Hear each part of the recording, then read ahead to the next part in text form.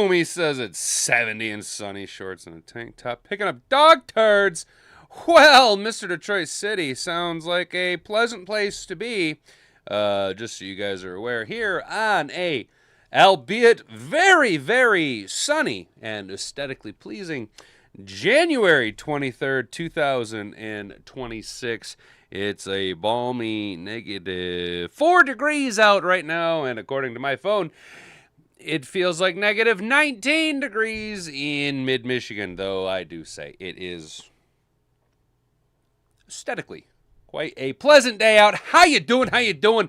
I'm Hat and Beard. Welcome to the Hat and Beard Show. Mad Hatter Nation. How you guys doing? Obviously, we are live hanging out with you guys. If you want to partake in the chat, all you got to do is subscribe to the channel. You got to be subscribed for 1 minute to hang out with the rest of Mad Hatter Nation. Guys, today we got some stories and some stuff and some things. We're going to go ahead and keep our eye on the ever-evolving, though getting very, very interesting coaching carousel. Look, I'm not trying to say that I know things, but when you stack on,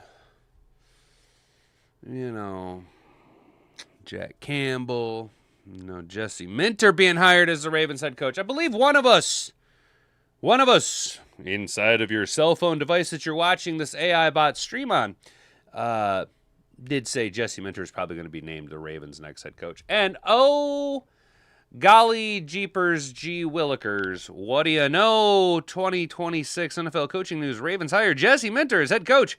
Mike McDaniel, though, I don't know, man. Maybe Mike McDaniel just likes flying around, dude. He interviewed for like every single offensive coordinator job out there. He's apparently going to be the Los Angeles Chargers offensive coordinator, but flying to Buffalo, going to interview as the Bills. Like, I don't know what's going on. I said it yesterday. What is Brandon Beane doing in Buffalo? Look, I'm glad we're not the Bills, right? We're here talking about Detroit Lions. But I do got to shout out over here at Arrowhead Addict. Right now, not a Chefs fan. Wading well into the frontier where the savages live. Heading into the uncharted territories of enemy lands. Arrowhead Addict. Bieniemy Nagy saga, right? So Eric Bieniemy been signed on as again the Chefs offensive coordinator again, right? Now, like he hasn't been there before. They're hoping that third verse going to be same as the first. Yes. But it exposes how fake the NFL coaching buzz can be, right? I think here in Detroit, we are all pretty like, oh, yes, this make a lot of sense now, right? Because we're still all kind of divided. I mean, people are still not too tickled shitless about little Spud, right? People are still kind of like, meh, with the little Spud situation. And now, in my opinion, when you look at the little Spud situation, it makes for one of two possibilities for that unopened. Remember, our tight ends coach, he went to Iowa State to be, I think, the OC there, right? So, there is still that tight end spot coach open available. Stick around to the end of the show. We might be talking about a possible person who's slipping into that like a nice pair of loafers. You know what I'm saying? Or maybe Lil Spud, the potato, Drew Pretzel, Lil Spud there. Our guy, maybe he's bringing his own tight end coach. Because, Trey McBride coming off a all-pro season. Right? Yes? Not saying Sam Laporte is going to do that, but we're going to hope. We're going to err on the side of copium and hope, and we're going to wish in one hand, and we're going to hold our butt cheeks really, really tight and not shit in the other and see which fills up faster. That Sam Laporta will be right back to where he was pre-injury. But this is a little thing here that just kind of shows how everything is I'm not far enough into the live show to say exactly what all the buzz is in the NFL. We got about 9 more minutes until I can say exactly what this is. But you guys can say it in the chat. It starts with F and G. That's right. They are fake and... There you go. You said it with me now. Yes, that's right. Then we're going to go ahead and talk about what we're all here to talk about, and that is the Detroit Lions, our team here. And there's your guy, Mr. Detroit City. I know you love your boy, Brad Holmes. Detroit Lions mock offseason, restructures, free agent signings, predictions, mock drafts, and extensions. The Detroit Lions have a lot of important decisions to make this offseason, but don't worry.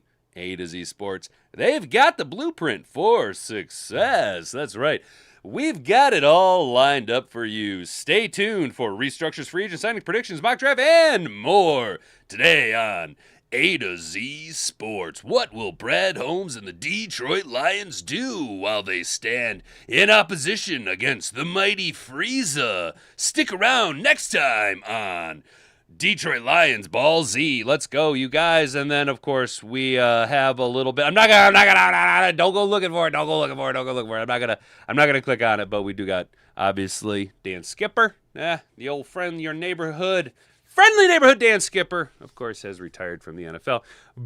But big and hairy with a crack in the back. But B-U-T-T. But and Skipper might be just staying around, kicking around in house, and we'll talk about that. Don't go looking it up. Don't spoil it. Don't spoil the presents. Let me be the bearer of surprises unto you. Yes, let me be your Chris Kringle, and I will bring you a little present about the Dane Skipper. But before I can do that, you have to do me a favor. Subscribe to the channel if you're new here. Ring that notification bell so you can be notified every single time we go live from now, Monday through Friday, 10 a.m. to 11 a.m. here at youtube.com. We are going to try and get back to the 4 o'clock uploads, though our schedule has been a little bit goofy recently, and we'll see how everything shakes out. But then, of course, like the video, share it around with all of your friends. Everybody, look, if you got somebody in your phone, look them up. Some random person you've talked to 5, 6, 7, 8, 9, 10 months. Any person you've ever met, share this around with. It's the best way to get this channel to grow and expand and, get out there to more viewers. If you're just watching, if in like 10 minutes, you're like, hey, I'm just going to hit share and copy down on my clipboard. That's awesome, too. It bumps us in the algorithm during the live show. We are dual streaming on Shorts as well, so people can find us through there. But the only way for you to engage in the chat with the rest of Mad Hatter Nation, like Brent DeWitt, Rick C., Mr. Detroit City. What's up, Derek? Good to see you, bro. Yo, shout out Derek, guys. My mom's here. Of course, my mom's here hanging out. That's what's up. But she is doing food bank. I tell you, she picked the worst day to quit sniffing glue. But you want to hang out and shout out Derek Harp, dude. It's an early morning out there on that left coast. That dude's up there grinding it out, tuning in, dude. Tuning in. It's like too early in the morning out there for you, brother. But hey, I appreciate it, you guys. Now that we've done all of that stuff, all right, let's skip merrily into the show.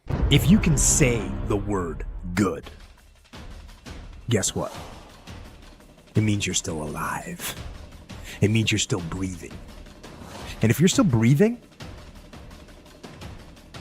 well, then hell, you still got some fight left in you.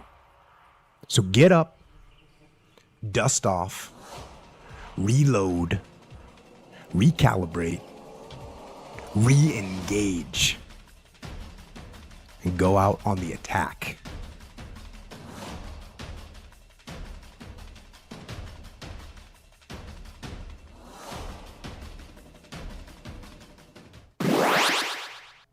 All right, you guys, I appreciate that, Mr. Detroit City. Let's hope so, dude. I'd like to get to a point where I could maybe start a second channel where I exercise certain constitutionally protected rights. And maybe we'd end up getting to a point where we don't have to go to a job. And I could just live stream to you guys all day. Not all day, but, a couple different uploads. Just do that thing. That'd be great. Wouldn't that just be the cat's ass? Well, we'll get there eventually. I can dream. Oh, I dream a dream, a song to sing. I don't know, man. I don't name it. Alex Jones has a beard. You and Alex, dude, yo, let's go sniffing glue. I know some dudes in the 40s who still do that shit. It's crazy. Yeah, well, if you get the reference, I picked the wrong data. Quit sniffing glue. If you get the reference, if you know on that one. I like those kinds of old films. There you go. I'll give you a little hint. It's an old comedy. I picked the wrong data. Quit sniffing glue. All right, guys. So here we go. Let's hop upon the coaching carousel. Let's go. The coaching carousel continues to spin with the Baltimore Ravens' latest team to make their hire, selecting Los Angeles Chargers defensive coordinator Jesse Minter. Yes, Jesse Minter to replace John Harbaugh. Minter, who's the 4th head coach in Ravens history, has agreed to a 5-year contract, which I think we all know means exactly dick in today's NFL. If you're not cutting it in 2 years, well, if you have one really bad year, just ask Super Bowl winning coach Pete Carroll how that worked out. Most recently in his stint as the Las Vegas Raiders of Oakland's head coach. Right? Yes, the Chargers will also have a new offensive coordinator. As former Miami Dolphins coach Mike McDaniel is expected to head to Los Angeles. But McDaniel may not be in LA for long, as he will be interviewing for the Buffalo Bills head coaching opening on Friday. I do kind of wonder if maybe Brandon Beane, being the weird dipshittery that the dipshit and dipshittery that he is up to. How's that? Had this kind of cooking the whole time. He is I'm going to go get me a divisional. I love the goofy. I want the goofiest show on grass. I want the goofiest show on grass. And, that could be. However, there unfortunately has that Mike McDaniel thing where I don't think he's ever won in sub 40 degree weather. So, going to Buffalo, staying in the East. Doesn't Mike McDaniel kind of strike you as one of those guys that it's the high waters, you know what I'm saying? Kind of belongs out there with them LA oddballs. You know what I'm saying? Look, dude, all I'm saying is we were all high on Mike McDaniel, and I'm pretty sure Dan Campbell's like, man, you're fucking weird, man. You're a weird guy, man. You're too weird for me, man. I don't understand it, man, but you know what? Yeah, you seem like an all right guy, but you're too weird for me, man. And then, for real, Drew Petzing just, came walking in the eunuch in Game of Thrones. He's like, yes, sir, he's too weird. He's a weird fucking guy. I don't like him. And Dan Campbell's like, yeah, man, he is a fucking weird guy, man.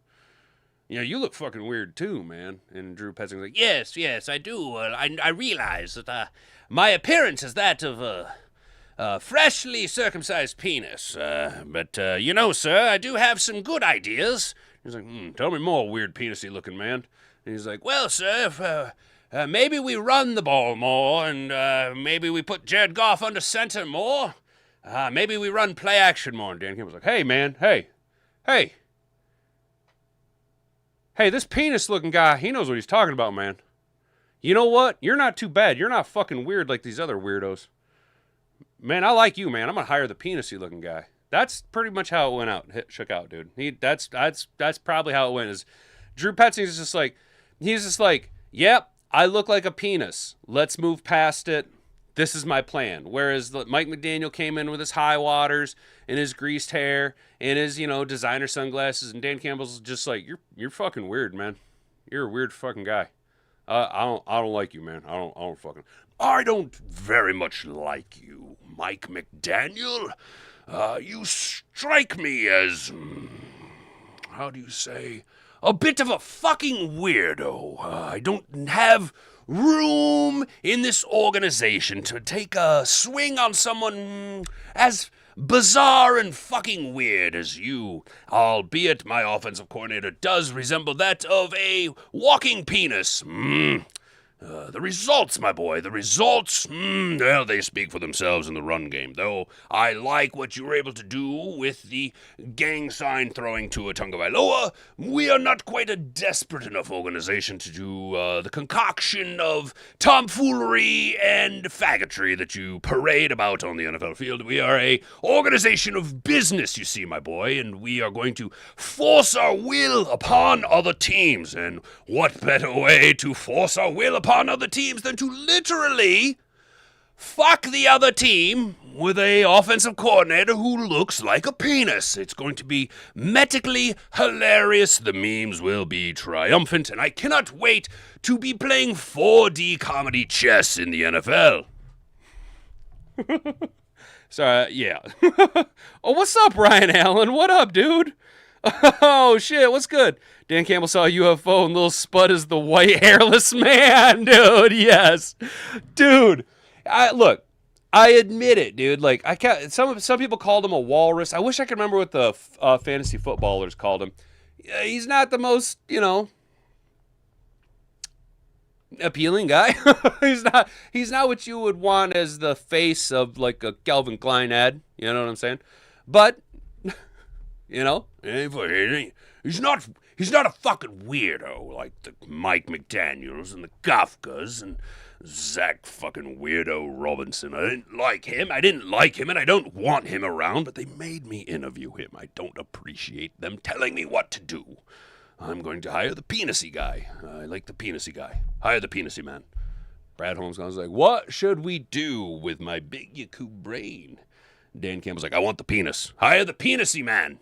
Hire the penisy man so that I can fuck Ben Johnson twice a year with the penisy man who was in his wedding. I want to fuck Ben Johnson twice a year with the groomsmen from his wedding. It'll be hilarious and all the memes. I cannot wait to be the world's biggest troll. It will be absolutely epic. I can't wait for it.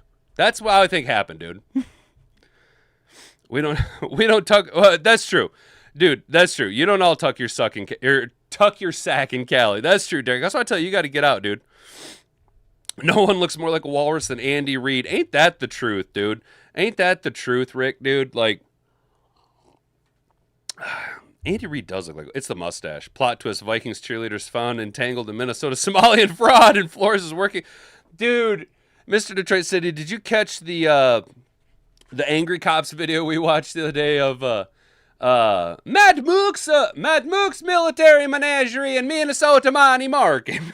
Come with Mad Mook. Say you need a gun. Who? I get the money for you. Fucking dude, it was hilarious. If you haven't seen it, you gotta check out Angry Cops video on the Somali nonsense, dude. All right, so McDaniel, probably going to Buffalo to interview. Is it real? Is it fake? I don't know. We'll see. Another 2 offensive coordinator positions have also been filled as the Kansas City Chiefs are putting on a old chewed-up slipper and bring back Eric Bieniemy in the role he held from 18 to 22. Former Atlanta Falcons OC Zach Robinson is joining the Tampa, Bay, Buccaneers in the same role. So a little bit of a divisional snipage right there. I mean, Zach Robinson was the OC behind Bijan Robinson, having an all-pro NFL season. I mean, he is in the conversation for, he is one of the finalists for NFL MVP. The NFL is obviously never going to give it to a running back, so him and McCaffrey are both just never going to happen. It's going to be, I really do think the MVP comes down between Stafford and Drake May. Drake may win it, but you're talking about the LA media market. Matt Stafford has over a decade's worth of a body of work. The NFL is very ceremonial, very, you do it for the respect, you know what I'm saying? And does it not kind of feel like this is like Stafford's final hurrah, like if he wins his second Super Bowl, and an MVP, obviously he becomes a first ballot Hall of Famer. And I'm not the biggest Matt Stafford fan anymore. But that also, gives him the Andrew Whitworth, going out on the highest mountain. The back injury prior to the start of the season, there's a lot of question marks around it, just overcoming all of it. Does it not kind of feel like Matt Stafford's kind of like end? It's the end. It's this is the storybook ending. If let's grandma wagon Matt Stafford real quick. If he wins MVP, if he wins the Super Bowl, hell, if he wins the trifecta, NFL MVP, Super Bowl, and Super Bowl MVP, At what point does someone like Calvin Johnson call him and just like, dude, you have got to, now is the time. Do not do that broken down bullshit where you're just milking a paycheck. You know what I'm saying? Now, I understand you're in California, you're going to get taxed up the ass. It's probably time to move out, you know. But, I don't know, man. Look, I don't know. I would. Earlier this week, Tennessee finalized the deal hiring Robert Saleh. Saleh spent the last season in San Francisco's DC. After he was fired by the Jets in 24, he had good defenses wherever he's been, and now he gets a chance to help stabilize the Titans franchise and build a winner on number 1 overall pick Cam Ward. I've been saying, you guys know me.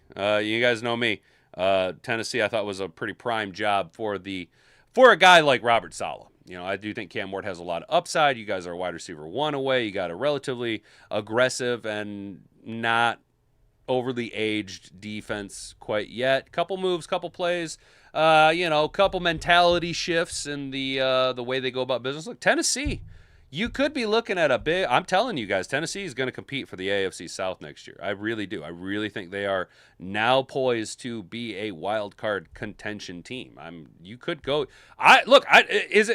Considering how the schedule shakes out and how bad they were this year, they're going to have a relatively easy schedule next year. You know what I'm saying? It is not that far-fetched to this far out with just the mentality of a Robert Saleh, looking at what was already in the cupboard, projection of a couple moves, not that much of an aggressive moves, just through the draft, not even free agency. Tennessee could be a double-digit win team next year into the first year under Robert Saleh. Am I wrong? Am I too high? Have I been smoking too much Frank Wycheck? Have I been snorting too much Javon Curse? Am I too nostalgic for Eddie George? The Bills shocked the league Monday morning by firing head coach Sean McDermott. General manager Brandon Beane retained his job. Oh, and we'll find McDermott's replacement. Boy, it must be nice to insulate yourself like that. Meanwhile, the Bills' AFC East rival Miami finalized their own deal by hiring Jeff Hafley, right? We know that. Blah, blah, blah. John Harbaugh, blah, blah, blah. John Harbaugh, blah, blah, blah. Matt LaFleur staying, blah, blah, blah. Blah, blah, blah. We've already talked about all that. The real news here is Jesse Minter hired as the Ravens head coach, and Mike McDaniel still not quite settled. And if honestly, at this point, does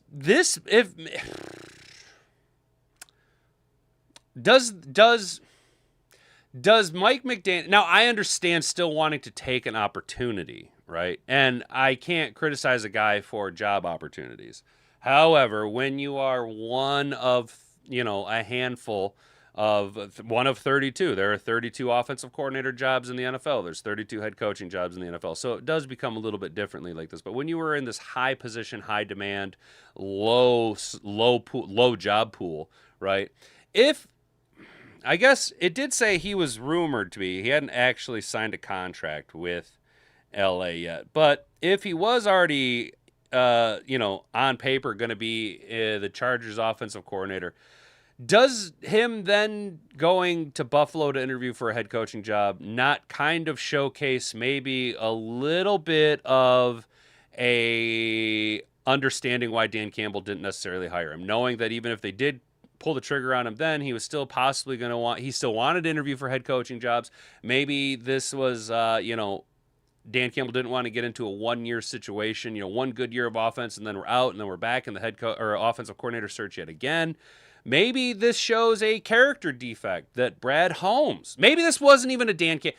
For all we know, this could have all come down to that psych profile that I tell you Brad Holmes must be hyper-focused on. Because, personally, seeing the willingness of Mike McDaniel that, yeah, I'm going to take a job, but I understand it. So, God, I hate when I have to do this. I'm just going to go ahead and be a Tim Pool fence sitter on this one, dude. I don't know if it's right or wrong or if it's a character defect because of the high demand, small job pool nature of the industry. Is it wrong for Mike McDaniel to say at least yes, possibly just a verbal commitment? I don't know the finite details of the LA situation with Mike McDaniel, but is this a character defect, or is this just the nature of the business that he's going to go, yes, I'm going to take the job, fly all the way to LA, and then, I want to go interview for the head coaching job on the other side of the country? Does that make sense? Do you guys understand where I'm coming from? I'm not saying it's wrong. I'm just saying I don't really know what to think of that, because to a point, yes, it does seem unprofessional, but also there's only 32 of these positions, What's up, Mr. Figs? Andy Reid even had ice on his mustache that wild card game. Yeah, dude. He did look like a walrus. I think Minnesota is bad. Yeah. Oh, yeah. No shit, dude. If Matt Stafford retires, Josh Allen needs to request a trade. It's never going to happen in Buffalo. Rick, dude, yeah, that's actually not a bad idea, dude. I said on Twitter that Josh Allen should demand a trade after they fired Sean McDermott. Brandon Beane's destroying the Buffalo Bills. And yeah, there you go. Actually, hot diggity dog. I don't know. I don't know enough about the cap situation for either organization, how that would work out. But yeah, that's actually probably the best situation. Matt Stafford, we'll grandma wagon this to the nth degree. Matt Stafford wins the Triple Crown, NFL MVP, Super Bowl, and Super Bowl MVP, retires on top. Josh Allen then forces a trade out of Buffalo and goes to a quarterback-hungry team that theoretically might have some dollary dues, some later round draft capital. Buffalo's going to want to be rebuilding, right? So why not go after a first-round pick? Clearly, obviously, LA is willing to make deals for quarterbacks that will win them Super Bowls, even if it costs them 2 first-round picks. Look at the Jared Goff trade. Look how it worked out for him. Why not just rinse and repeat, do the exact same thing, bring in Josh Allen, and LA just fucking sleepwalks their way to a Super Bowl?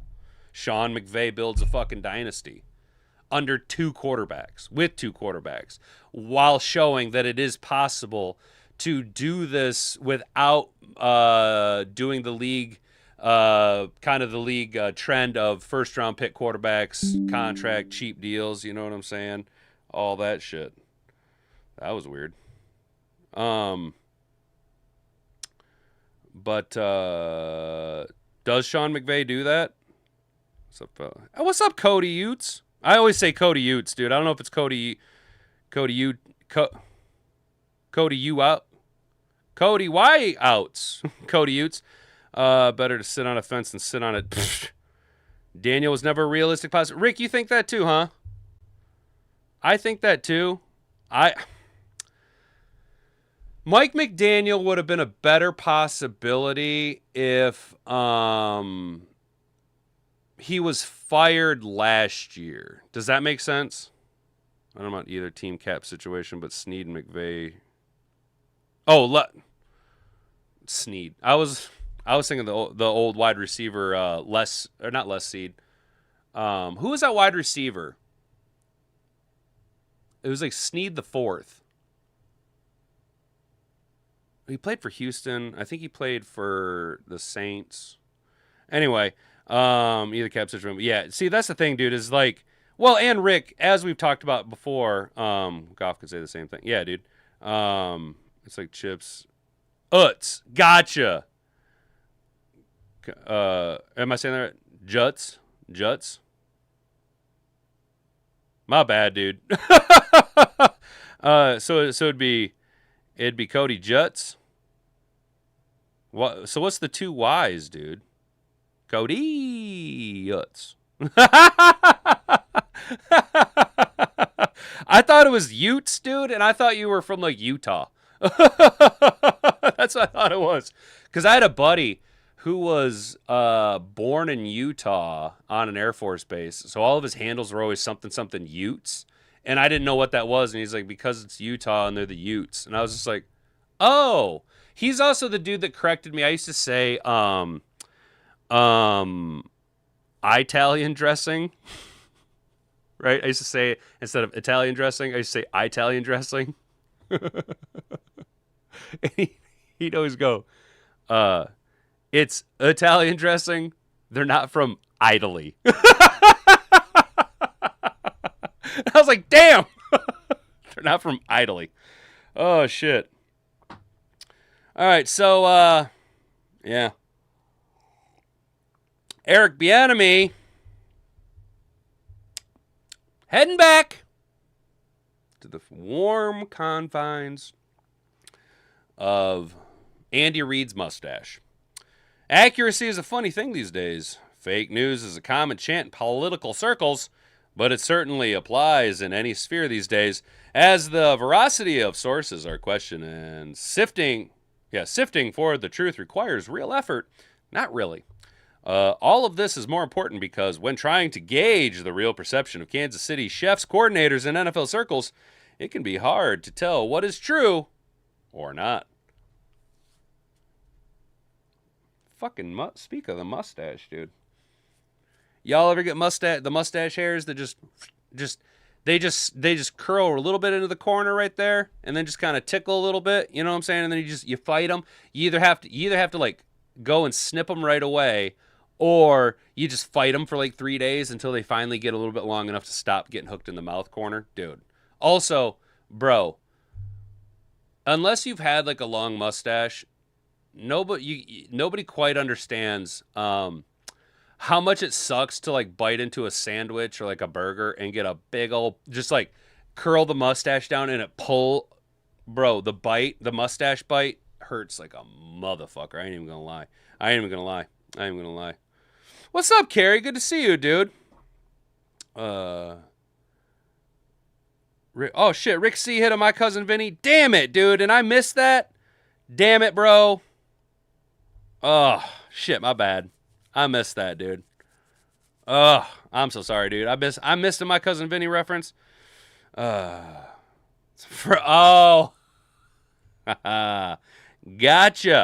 Matt Nagy spent the final 3 months of the regular season as the assumed frontrunner for the Tennessee Titans head coaching job. From the moment Brian Callahan was fired, reports from Diana Rossini of The Athletic were primary drivers of the narrative, but others joined in.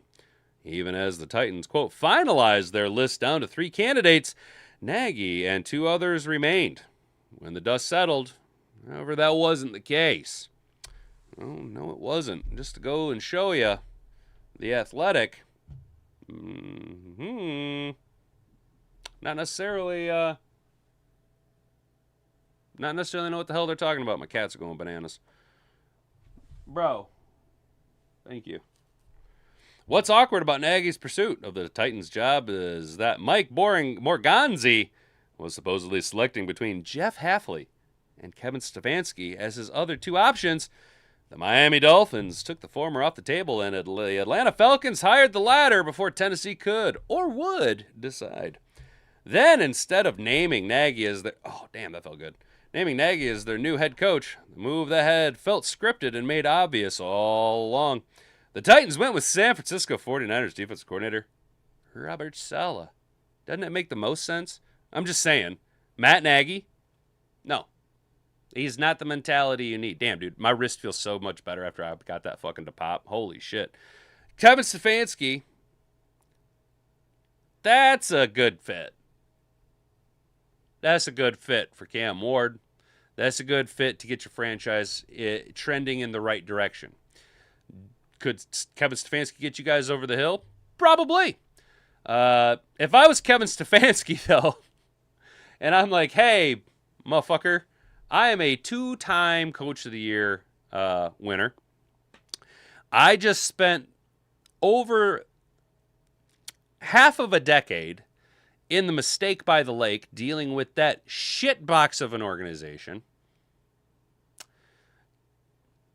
And I have 2 solid options that are knocking at my door. Tennessee or Atlanta. Personally, I think both are in relatively similar positions. Thinking about the talent on hand, not the biggest deep diver of either team. Atlanta probably has a little bit more to offer. Oh, come on, camera, don't do this to me. Probably has a little bit more to offer, at least on the cupboards. You got Michael Penix Jr., you got Bijan Robinson, Drake London, Kyle Pitts, Darrell Mooney for whatever good that does.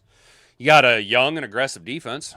Tennessee, though, same situation. Young quarterback, good running back, positions that need to be addressed on offense that you don't necessarily have the talent level for.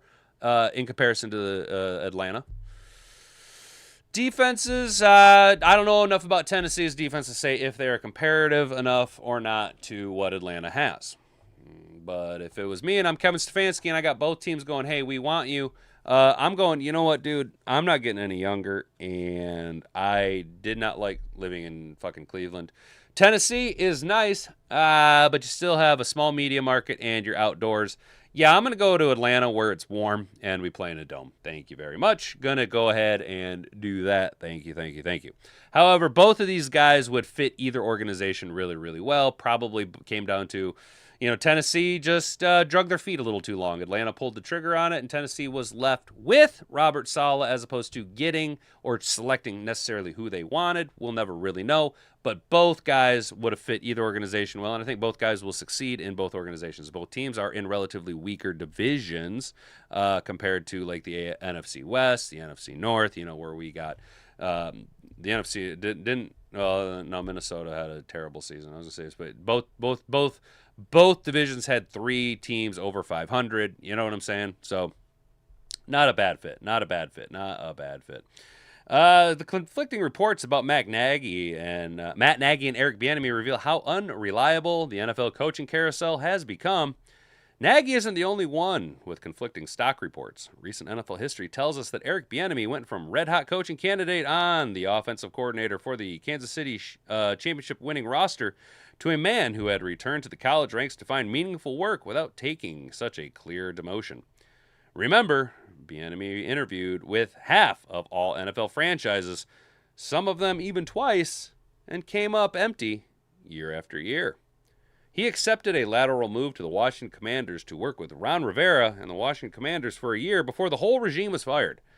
Then came a failed stint with the UCLA Bruins as their associate head coach and offensive coordinator.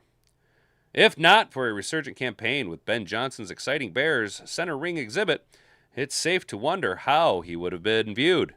Would he have gotten hired as Nagy's replacement by the Chefs earlier this week? It's a reasonable question. But reporter Hosanna But reporter Hosanna Anderson is framing Bieniemy with clashing narrative shortly after he was officially reunited with Andy Reid's offense. Bieniemy has had other options at head coach and offensive coordinator around the table, and he's been weighing prior to this flight to Kansas City this morning. That's interesting in a league where the coaching carousel has been spinning for weeks, and a franchise like the Titans were publicly linked to 19 different candidates. Bieniemy has somehow taken interviews or earned such consideration completely out of view of a 24/7 media onslaught of NFL coverage. And it's not only offensive coordinator roles, but Anderson says Bieniemy had options to be the head coach, which is interesting. Maybe Anderson is referring to the collegiate offers that came in. Perhaps the Las Vegas Raiders or Arizona Cardinals or Bills or Steelers were secretly courting Bieniemy following a stint as a running backs coach for the trending NFC franchise. It's all a mystery with a storyline that runs counter to a half-decade of evidence that says otherwise.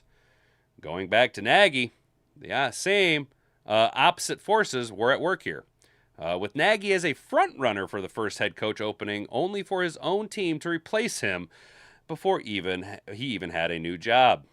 Remember, Bieniemy is now gainfully employed while Nagy was searching for a place to call home. What are fans to believe? Yes, what is that? So, look, the long and short is nobody was talking about Eric Bieniemy. Everybody was talking about Matt Nagy. Matt Nagy was, for all intents and purposes, a second-tier head coach candidate. Is that fair? Chat, is that fair to say that he was a second-tier head coach candidate? Obviously your top-tier guys would have been, your S-tier would have been your Harbaugh. I would say McDermott now would be S-tier. And then your tier 1 would be your McDaniels, your Stefanski. I guess Stefanski would have been an S-tier. But your McDaniels, your Kafkas, your up and up offensive minded guys, and then kind of the Matt Nagys because they have the pedigree, they've been there before, although unsuccessfully. So everybody was all high and mighty on Matt Nagy and Cliff Kingsbury, right? And then all of a sudden the chefs are like, yeah, we're just going to go ahead and hire Eric Bieniemy. And everyone's like, where the hell did Eric Bieniemy come from? What he wasn't, we didn't have him on any list. And Andy Reid's like, I'm just going to hire Eric Bieniemy. And he's like, they're like, what about Matt Nagy? And he's like, I don't give a fuck about Matt Nagy. Andy Reid just turned into Napoleon Dynamite. He's like, I don't give a fuck. F tier. Yes, dude. There you go. Bottom tier. F tier. You guys, yeah, Matt Nagy's bottom tier. Yeah, fair. I think Shep's staying here. Yeah, Cody, I agree with you. I think Shep's staying here. Full transparency, guys. I'm pretty sure that Calvin Shepard was getting the Brian Flores treatment, the Rooney Rule treatment. He was appeasing the minority interview status, and I said when he was linked to Miami to interview for the head coach job there, I was like, dude, just take a paid trip to Miami, enjoy it. Just come to realize that you are a first-year defensive coordinator who did the best you could with what you had. It was shown in fucking 60K. That Kirby Joseph makes defensive coordinators look way better than they actually are. So, the reality was you weren't going to get that job. I mean, I'm glad they interviewed you for it. It does show that the league is respecting you as an individual and thinks that you could eventually reach that level of coaching caliber. But the reality is, with all of the names out there, the Harbaughs, the McDaniels, the McDermotts, obviously they're going with the Halfley. But Miami seemed to have an idea there of bringing in the GM and head coach together with Halfley and the other dickhead that they brought in from the Packers. So I was like, dude, Shep should just take the paid organization or paid vacation from an organization. You know what I'm saying?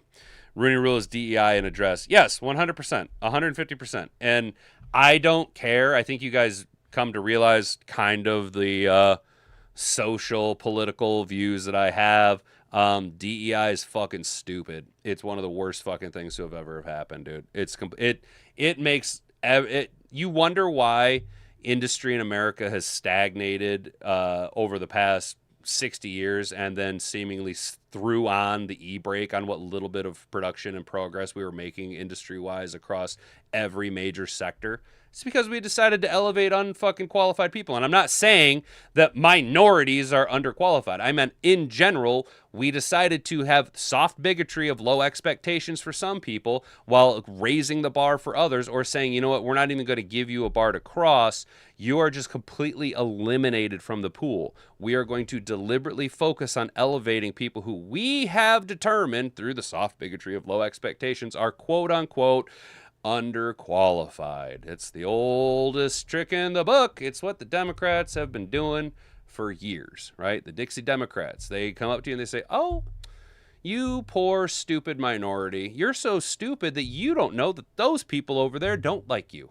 And if you just knew better, you would know that those people over there don't like you. But if it weren't for me coming and telling you because I think you're so stupid, if it weren't for me to come and tell you this, you would never know. So now I can rest easy at night knowing that I told you how stupid I perceive you to be. But they're the ones who think that. Meanwhile, the people on the other side are just going, no, that's not right. And they go, how dare you disagree with me? How dare you disagree with me? You're racist. You're, ist. You're an ist. That's what I'm, dude. I'm not a sexist. I'm not a racist. I'm a istis user ist.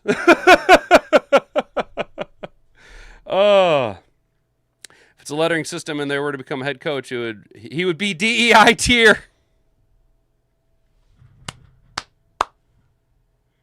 Oh, nicely done, Mr. Detroit City. Nicely done. That was great. That was really good. It's a stupid rule. Yes, it is a stupid rule. American voters made the first DEI hire in 2008. Dude, yes, well, Rick, and I'll admit, I was, let's see, in 2018, I was 20 years, or 2008, I was 20 years old. I voted for Obama when I was 20 years old because I didn't know any better. I was told that was the thing to do.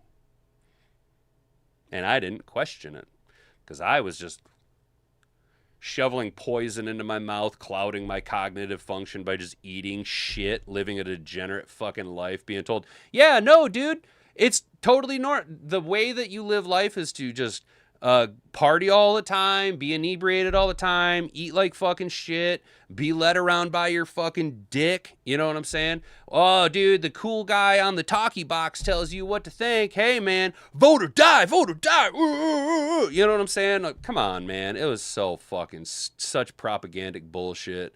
And, like, I should have fucking known that that's how the world was going to be. I should have fucking known that's how it was going to be, dude, because when I was in high school and wanted to go to the VOTEC school, I wanted to go to the Capillary Career Center over in Mason for welding tech. And I had known that I wanted to do that since I was in 6th grade. I went to a fucking summer camp there. I did 2 days in the welding lab. I was like, this is what I want to fucking do. You can do this for like high school. And they're like, yeah, you can do this for high school. I was like, bet, that's what I want to do. I hated school. I couldn't fucking focus, dude. Like, I can't fucking read. You know what I'm saying? Like, math was hard. I didn't get good at doing math until I got into the trades in my adult life because I had to get fucking good at math. And to this day, I still use my finger and write on the wall. I prefer it when I have dirt on my glove and I can actually leave a dirt mark of the numbers. I got to do math on the wall. You know what I'm saying? Scratch pads and shit. But, like, I wanted to go to the career center. I fucking, they were like, yep, the career center's like, you're good to go. So my junior and senior year, I ended up going, right? And I spent half the day there. I went in the morning and I'd spend the whole morning there welding, and then I go to fucking school in the afternoon. You know what I'm saying? But, like, my high school, Holt Public Schools, tried to impede me from going. They literally told me, no, this is not what you want to do. They argued with my parents. This is not what he wants to do. He needs to go into college prep classes. My parents were like, no, he has no interest in going to college. What the fuck is wrong with you? He's telling you what he wants to do. Why are you why the fuck are you trying to obstruct him from doing it? They're like, no, you need to go to college. You need to take out obscene college loan. You need to fucking just perpetuate more debt, and you need to be infinitely farther behind with a bullshit, overinflated, watered down fucking degree. You know what I'm saying? It's like, fuck all that, dude. Fuck all that. I should have known then that the narrative that they were telling me was wrong. But I was too fucking stupid to realize it at the time, man. You can tell how much of a revelation this is because I slowly start talking like Matthew McConaughey, man. It's like really fucked up, man. Sam, will McDermott be snatched up here soon? Where? Vegas? Where's he going to go? I mean, is he going to... At this point, are there any real good head coaching jobs still left open? I mean, there's Vegas, right? And who else? Arizona? Arizona? Is he going to go to Arizona, or is he going to have to take the coordinator route? Obama seemed all right at first. That's just it, dude. Cody, he was a smooth talker, dude. He fit that smooth, cool Democrat vibe that the Clinton administration showed was successful. He manipulated social media. He took advantage of early budding Facebook, dude, and was able to conjure a digital image of himself that was hard to dispute. Think of all the pictures, the imagery, the iconic, hope. You know what I'm saying? The silhouettes of him, the paintings. And he's a smooth talking motherfucker, dude. Barack Obama, hang on, what's his real name? Barry Soetoro, if you know, you know, okay? Look, look, guys, it came to me in a dream, okay? But if you know, you know, Barry Soetoro was actually a really smooth-talking individual. And unfortunately, the problem is with a lot of communists like Barry Soetoro, they're smart enough to be really smooth talkers. You know what I'm saying? Like, I'm not saying he has to be smart enough to be able to manipulate people the way that he's done. I mean, he's not a fucking complete idiot. Yeah, his political ideology is completely bass-backwards and wrong, and he's an open fucking racist who hates America. He's a fucking out-and-out communist and needs to go away. Him and his husband need to go the fuck away. But Barry Soetoro, did they just go live? Oh, Barry and Mike can just go live over in China. That's where they want to be. They love that shit, dude. Knock your socks off. But yeah, Barry Soetoro, his name is Barry fucking Soetoro, okay? Not Barack Obama. His name is Barry fucking Soetoro. He's just a smooth-talking guy, and he fooled us all. Plus, again, they were able to take advantage of early internet. And then, if you actually see what happened, fucking Big Donnie took that to the nth degree and revolutionized politics by just destroying... Look, I know. and it sucks that our country is so polarized because of it, but he did that whole no media is bad media thing. You know what I'm saying? Everybody was talking about him, dude. You were voting Republican at the time. Oh, yeah, plus I was in college. Yeah, dude, that must suck, dude. Yeah, I listened to them and went to college and don't even use my degree. That sucks, dude. I moved to Florida in 06 from Michigan, finally woke up. You're a product of your surroundings. Yeah, dude. I never voted against and never will. Hell yeah, dude. I think it's natural for youth to vote left, and then as you get older. And that, Judas, that's kind of the thing that I started to realize. I heard that once. It was that old, if you don't vote liberal when you're young, you don't have any heart, and when you don't vote conservative when you're older, you don't have any head. You know what I'm saying? Hey, bro, what's your degree in? Me, I majored in Taylor Swift music theory and minored in general studies. Yes, dude. McDermott, our defense coordinator? Nah. Until they live down here. Dude, I know. We're trying to get there, dude. McDermott sounded like he got railroaded by the GM. Yes, Art. Shout out, Art. What's up, dude? Good morning, brother. Good to see you. Yeah, I don't know how Brandon Beane convinced the owner that he was doing the right thing when all he's been able to do is construct just a shit box roster around Josh Allen. Yeah, James Cook is good, but they're going to Delvin Cook, James Cook. They're going to run him right into the fucking ground. They have no offensive weapons outside of two better tight ends. Keon Coleman sucks. They've let every good wide receiver they've ever had fucking walk. They can't seem to allocate healthy, young fucking defensive players that can contribute early and for a long time. I mean, Ed Oliver is good, but he's consistently hurt now. He's getting up there in years. Brandon Beane fucking tanked Sean McDermott the last 3 years, dude. And Sean McDermott did everything he fucking could with Josh Allen to lift that team out of the dumpster. I think Brandon Beane has been trying to get rid of Sean McDermott for the last couple of years, to be honest with you, dude. Speaking of that, sitting in the Lonnie by the pool now, that awesome weather. Nice, dude. Hell yeah, dude. Enjoy that day off, dude. To be fair, Dems could have run a bologna sandwich after GW. Yeah, Ryan, you are right, dude. The media shitstorm around GW was just the Republican brand was fucking toxic, dude. Just absolutely toxic. Because did they go McCain then Romney, or was it Romney then McCain? Both just shit fucking candidates, dude. And that's the problem, dude.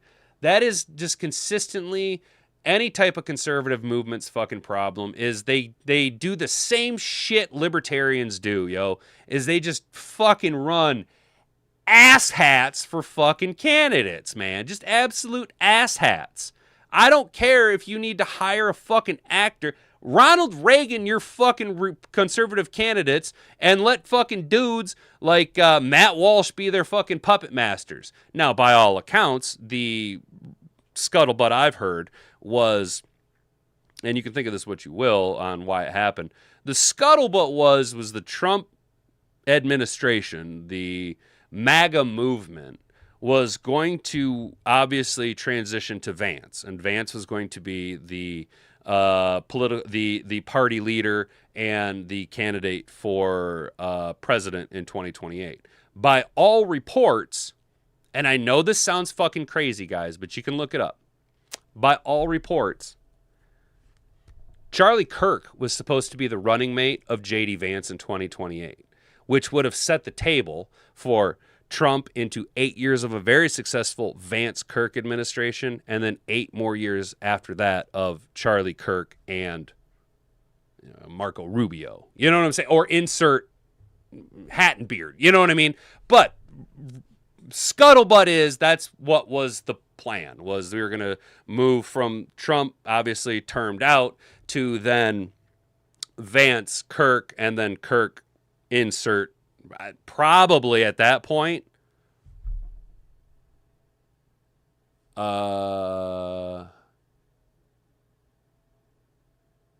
you might would Barron be old enough to have then taken the office of the VP? Because what you're probably looking at then would have been Vance, Kirk for 8, Kirk, Trump, Barron, Trump for 8, and then Barron, Trump. You know, do you see the long game here? Does that make sense, guys? Am I making sense? Uh, so when's the political channel coming? Hat and Swamp.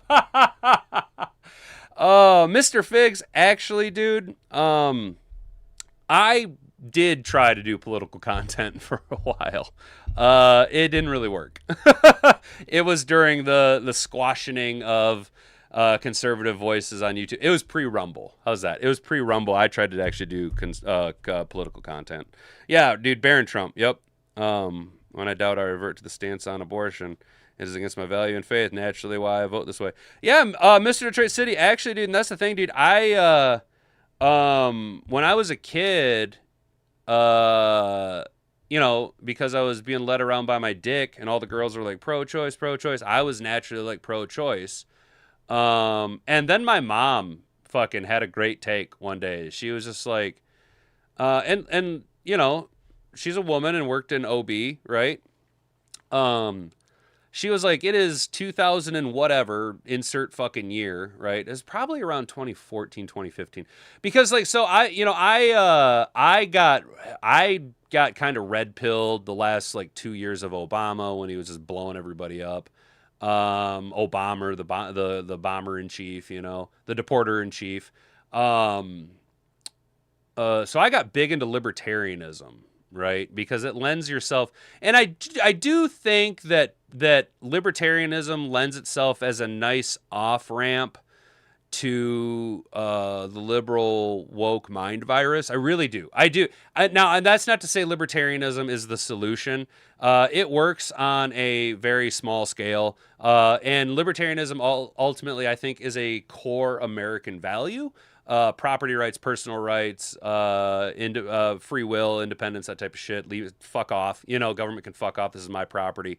However, the reality is that the masses are too fucking stupid and they don't have enough self-control to allow libertarianism to actually function at scale, right? But libertarianism does offer a nice off-ramp from liberal woke mind virus bullshit because it's a softening of conservative values. The thing is you spend a few years in libertarianism and you realize that most of the people outside of, like Josie the redheaded libertarian, Dave Smith to a point, Austin Peterson to a point, there's a lot of people who are just fucking dumb. They're just fucking dumb. They're not weird, they're not stupid, they're not good. They're just fucking dumb. And they exercise libertarianism for their right to abuse drugs, more or less. To abuse, it's my right, and who are you to say, well, look, dude, when you're strung out on the fucking street, yeah, you're a detriment to society. And once you then start to realize that, the only natural progression is into conservatism, which then, of course, will lead you down the road to finding the truth in all, and that is Jesus Christ. It's a pretty simple road, but libertarianism, I think, is a nice landing off-ramp from the woke mind virus that will eventually get people to sober, sane thinking. But you have to acknowledge that where you're at, they're fucking nuts. Then you go into libertarianism. You feel safe, comfortable. You start to develop free thought, independence. You then realize that they are all fucking weird and goofy. And then you ultimately go into conservatism where, yes, albeit some of them are fucking goofy, as long as we are still under the same mentality of, yes, abortion is fucking wrong. Gun rights, we need to strengthen 2A. We need to maintain private property. We need little government with high trust societies, that type of stuff. But back to the abortion thing. My mom told me years ago when I was kind of red pilling myself, and she was just like, it is 2000. We'll just say 2014. Okay, she's like, it is 2014, and there is absolutely no reason for people to be using abortion as a contraceptive. And I was like, God damn it, if that ain't the truth. Christian conservative in that order. Yes, Ryan. Yes, dude. Exactly. Yes, dude, are intended to be temples of the Holy Spirit, mocking the Eucharist. 100%, Mr. Detroit City. Doctor tried to get my wife and I to abort our first, said she wouldn't survive. She's 22 now. Cheers, Rick. That's awesome, dude. That is super awesome. Cody, exactly. So, like, at my core, I am a libertarian, right? Like, fuck off. I don't want the government in my shit. I'm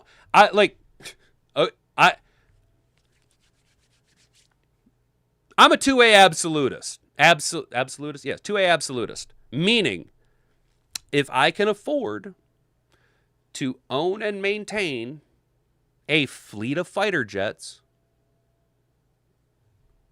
I should be able to own and maintain a fleet of fighter jets. I do not understand how any type of NFA, X, Y, and Z, any type of words that say cannot own, illegal to possess, requires a permission slip signed by the king. I'm sorry, a license to carry is a direct impediment of the Second Amendment of the United States, right? So that's basic, and free speech absolutist. Though free speech does look, just because you can say whatever doesn't mean people can't rebuttal or react. So free speech ultimately does come with consequences. It's just a matter of how much you're willing to take on those responsibilities and those consequences. You know what I'm saying? So having libertarian values, I think, is very beneficial. You just have to realize that it doesn't work on scale, dude. Just like communism doesn't fucking work on scale. It works great when you and your neighbors both have a garden and you both grow vastly different products, right? And at the end of your harvest, hey, dildo down the road, would you like, I got all these fucking tomatoes. And they're like, yeah, I got all this fucking corn. Would you like some corn? I'll just give you some corn. We'll just trade out. In a very small, very childlike, retarded fucking mentality, it does kind of work, but it doesn't work at scale, just like libertarianism. You know what I mean? Shall not be infringed. So yeah, see, it's pretty simple. And that's what I don't understand. How do people not seem to understand those words? Shall not be infringed. Well, I understand why. Because we have a fucking illiterate society. We live in a society of dipshits, dude. Oy vey. Guys, I totally got into chatting beard today. So real quick, Dan Skipper is going to be transitioning into a coaching interest, right? Dan Skipper announced on Thursday his retirement from the NFL, 24 years of putting on pads and helmet every fall. This year I'll trade that out to pursue a career on the other side in coaching. The memories and experiences that the NFL has brought me and my family are hard to put into words. Thankful for every person that has been a part of my journey. It is time for me to report as retired. Sorry I had to do it one last time. That's funny. Guys, that's fucking funny. Dan Skipper, the biggest troll in the NFL. I'm going to report as retired. That's hilarious. That almost makes me get a little emotional because of how funny that is, dude. Skipper has become a bit of a cult favorite among Lions fans. He's been on and off the Lions roster since entering the league in 2017. And while he's never been a full-time starter for the team, he's often been the first offensive tackle off the bench. And in recent years, he's found a role as a jumbo package tight end. He started 16 games across 69 total game appearances. Of course, he'll forever be most known for his controversial ending to the Lions-Cowboys game in 2023. The Lions ran a trick play on a potential game-winning two-point conversion to pass to left tackle Taylor Decker. However, and I do mean fuck you refs, officials negated the successful play, thinking that Dan Skipper had reported as eligible on the play.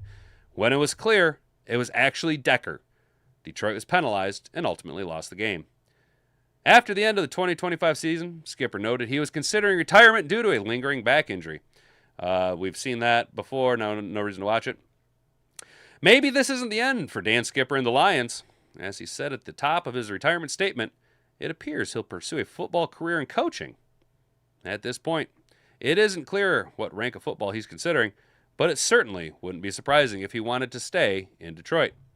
It appears Skipper already has his first assignment in coaching. As suspected, sorry, I didn't know if there was more. With some emotional post-game comments following the season finale, Dan Skipper's injuries are pushing him into retirement. He's planning to quickly transition into coaching. Oh, no. Into coaching, and will work with the O-line and tight ends at the upcoming East-West Shrine game. So, as we said at the top of the show, we might know why the Lions haven't gone out and pursued a tight ends coach. It could be that your friendly neighborhood Dan Skipper is going to end up being our tight ends coach, possibly, and assistant offensive line coach. Maybe he's going to work in the scouting department. Either way, this is kind of that Don Muehlbach style shit that I fucking love, dude. I love it when a cult favorite, a fan favorite, a hero amongst the fandom can stay with the organization and work in a beneficial capacity. Will he be a good coach? Probably. I don't see why not. He's your friendly neighborhood Dan Skipper. So, happy trails to Dan Skipper. Hopefully, it's not too far, and he's just right back in house next year. How do you guys feel about Dan Skipper, dude? Coach Dan Skipper. Exactly, guys. Coach Skipper. Kind of hope Decker retires next. I like him, but can't have injuries ever. Yes, dude. Cody, I agree with you, dude. I hope Decker retires, too. What's up, Kane? How you doing, brother? Conservative and progressive, our European political philosophy is that post-dates the U.S. founding from around the French Revolution. Individual liberty and federalism match the Constitution. You are correct, Kane. The whole right-left thing comes from the French Revolution. What we need to be looking at more is the John Locke approach to individualism and government approaches. Sewell left tackle, then draft the big Alabama right tackle. Cody, I understand where you're coming from, and we will talk more about Caden Proctor as we get closer to the draft. I am off Caden Proctor. I was big on Caden Proctor early on because he's just a monster human being. But by all accounts, he's a slap dick. He's a little bit of a dildo, a little selfish, not quite the mentality of player that we want here, kind of more in the mentality build of a Jalen Carter, not so much in the mentality build of a Penei Sewell. I am really high on Spencer Fano, Mulatili or whatever out of Miami. David Bailey seems to be kind of being slid down the draft board a little bit, which I think we're going to see happen. Again, I do like the David Bailey from the 14 to 17 range if we have to trade up for him or if we can just sit pat. I think that what you're going to see is as the combine happens and as pro days shake out and we get a little bit more organizations can hyper-focus on players, I think what you're going to see is a lot of big man elevation. I think the defensive line and offensive line rooms are relatively heavy. I think you're going to see guys kind of climb up, which will then boost David Bailey to slide down a little bit. Again, I'm seeing David Bailey, at least right now, kind of in that Will Anderson Jr. mock range of anywhere from as high as 2 all the way back to the 20 range. So that's a big swing. I don't really know yet, but I'm high on the David Bailey, though. The possibility of him there is too much of a variable. I do like kind of sitting pat, seeing where the offensive line room shake out, even if that means taking a Jake Slaughter at 17. How do you guys feel about that? Free speech has limitations. You can't walk into my church yelling profanities. Exactly, Carrie. Well, they can. They can. That's the thing, though. They can. It's just that then they have to face ramifications like the FACE Act. You know what I'm saying? They can. They just have to deal with the consequences. And the consequences are violating the FACE Act because even though they have free speech, you also have freedom of religion. So, yes, both statements can be true. It's just one is impeding on the others. So if one right is impeding on another individual's right, the transgressor needs to be dealt with. You know what I'm saying? The aggressor. The aggressor needs to, I'm sorry. Is that right? I don't know. I don't know words. I have a 6th grade reading level. Well, never mind. Dan won't like that. Hey, yeah, Cody, that's just it. Yeah. Caden Proctor. Now, this is just what I was reading on Reddit a month ago. But from what I've been reading about Alabama fans, Caden Proctor's kind of a slapdick. We're preparing for an ice storm and sub-zero temperatures in South Carolina. Will insulating my pipes be enough to keep them from freezing? No. Kane, can you tell me how many sinks do you have and or showers? Are you worried about power outage? Do you have backup generator? Do you have a backup power supply that you can run a heat source from? Because what you're going to be facing, dude, is you're going to be facing a slow buildup. So what you need to do is if you can't keep consistent temperature in your house, if you do face power outages, right, what you're going to need to do, bud, is hope that wherever you are, well, let me ask you this, Kane. Are you on city water or are you on your own well? Because that's going to be the big question. Because if you're on a well, then we need to figure out your power supply situation. If you're on city water, then we got to address that instead.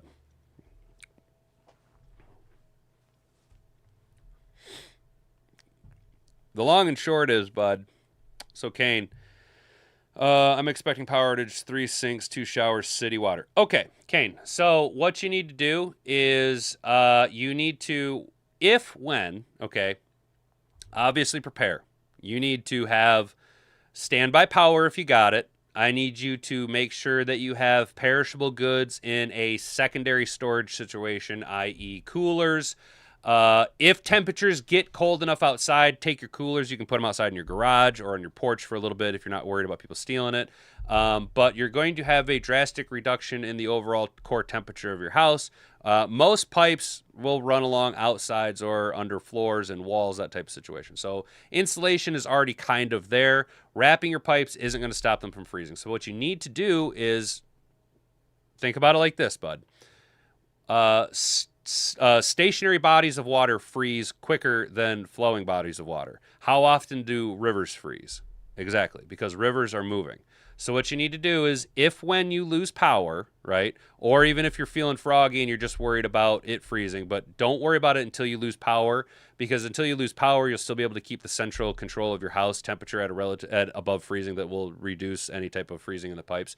You're going to want to go to your sinks, and you're going to want to turn them on to a slight trickle. Not a drip, drip, drip, but a slight trickle so that the water keeps flowing. That will keep a small opening in any type of ice buildup.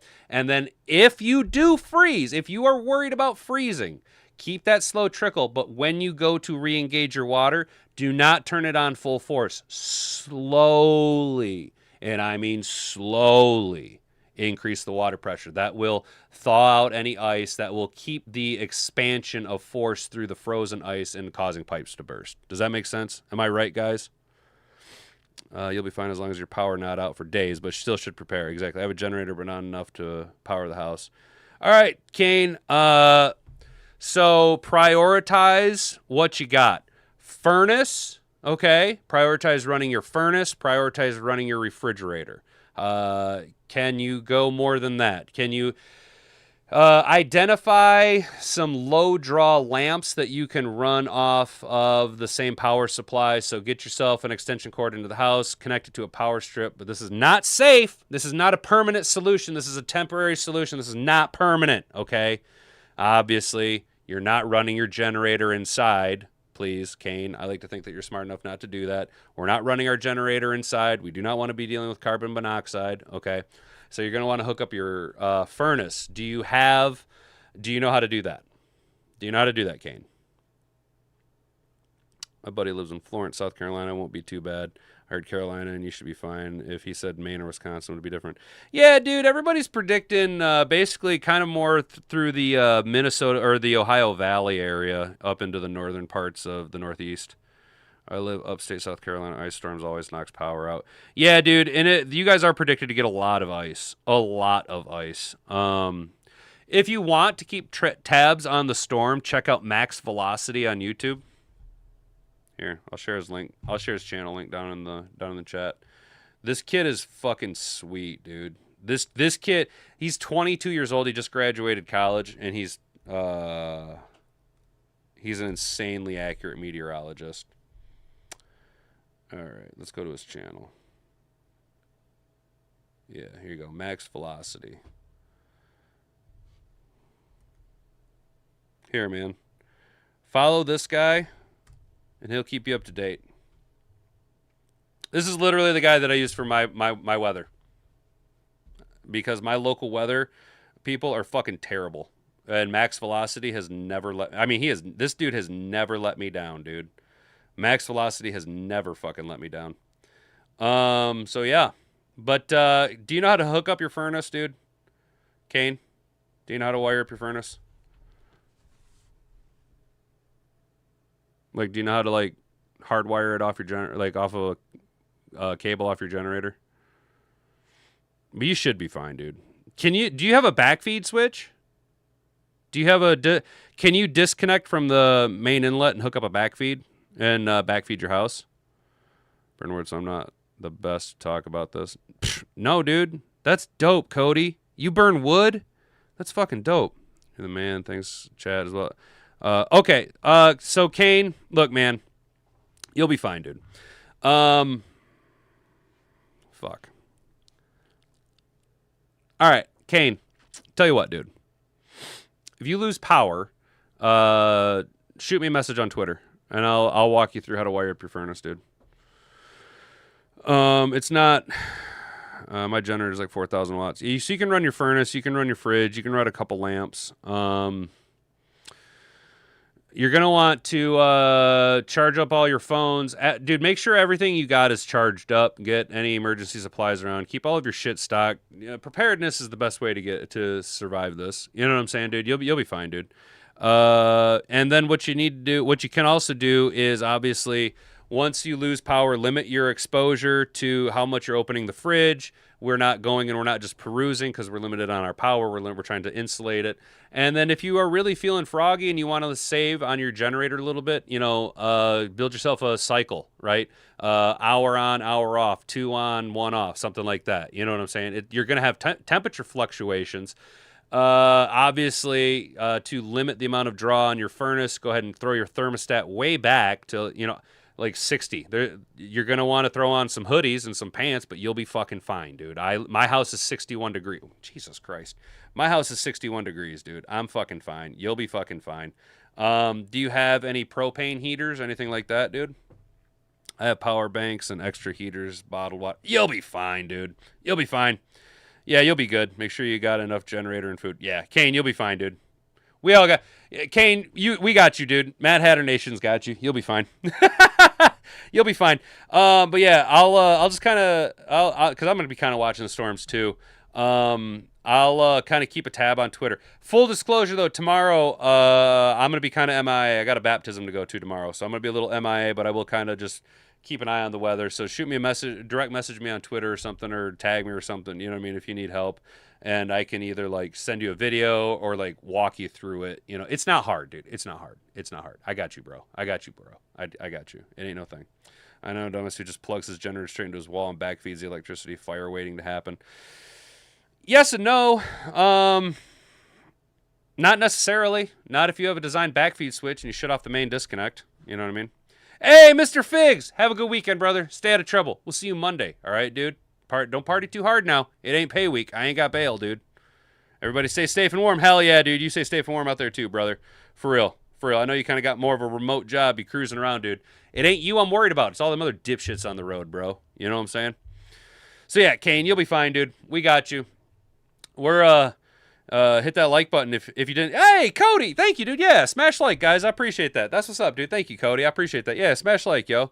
That's super duper. What's up, man? Yeah, dude. No. Honestly, most of the storm. Don't worry, guys. I'll take it on the chin up here in Michigan. We're gonna take most of it right up here, dude. I got you. I know how to handle this shit. I got you, bro. Needed expert advice for some Michigan folks.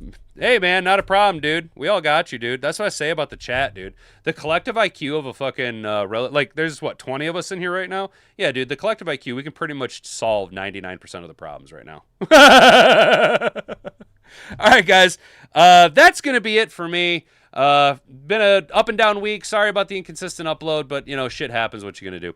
Try and have yourself a good weekend. I know that tomorrow's gonna be absolutely awesome. Gonna go to my buddy's baptism. Can't wait for that, dude. It's gonna be awesome, bro. Can't wait to see you, dude. You and your old lady and the boy, dude. It's gonna be awesome. It's gonna be fucking awesome, dude. I'm really excited about it. Have a good weekend, everybody. Stay out of trouble. Don't do anything I wouldn't do. Don't call for bail. Until next time, Monday morning at 10 a.m. I've been Hattenbeard. You've been an attentive audience. Bonga, bonga. Frig off.